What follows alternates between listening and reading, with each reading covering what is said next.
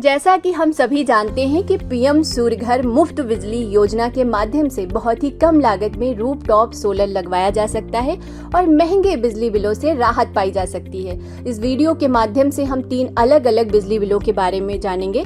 हम यह देखेंगे कि रूफटॉप सोलर लगवाने से पहले और सोलर लगवाने के बाद बिजली बिल में क्या अंतर आता है, बिजली बिलों में कितनी कमी आती है और रीडिंग किस प्रकार से की जाती है। इसके लिए आइए सबसे पहले हम बिजली बिल को समझते हैं। हमने बिजली बिल को 3 भागों में बांटा है। बिल के पहले भाग में उपभोक्ता की जानकारी दी होती है, दूसरे भाग में भुगतान विवरण दिया होता है और तीसरे भाग में घरेलू मासिक खपत इकाइयों का विवरण दिया होता है। अब बिजली के बिल को समझने के बाद चलिए हम यह जानते हैं कि साधारण बिल कैसे आता है और रूफटॉप सोलर प्लांट लगवाने के बाद आपके बिजली बिल में क्या बदलाव आता है।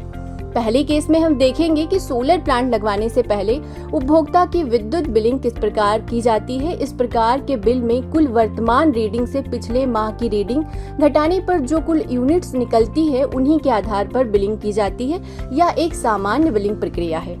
दूसरे केस में हम देखेंगे कि रूफटॉप सोलर लगवाने के बाद बिलिंग किस प्रकार की जाती है। आपके सोलर प्लांट से ग्रिड को निर्यात की गई बिजली को kWhe से चिन्हित किया जाता है, जबकि ग्रिड से आयात की गई बिजली को kWh से चिन्हित किया जाता है। कुल आयात इकाइयों और कुल निर्यात इकाइयों का अंतर निकालने के बाद जो इकाइयां शेष रहती हैं उन्हीं के आधार पर अंतिम बिल तैयार किया जाता है।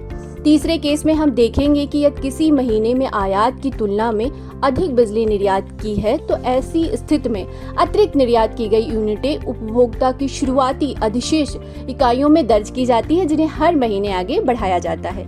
वित्त वर्ष के अंत में यदि उपभोक्ता द्वारा निर्यात की गई यूनिटें आयात की गई यूनिटों से अधिक है तो अतिरिक्त अधिशेष यूनिटों का भुगतान 2 रुपए प्रति यूनिट की दर से उपभोक्ता के बैंक खाते में जमा कर दिया जाता है।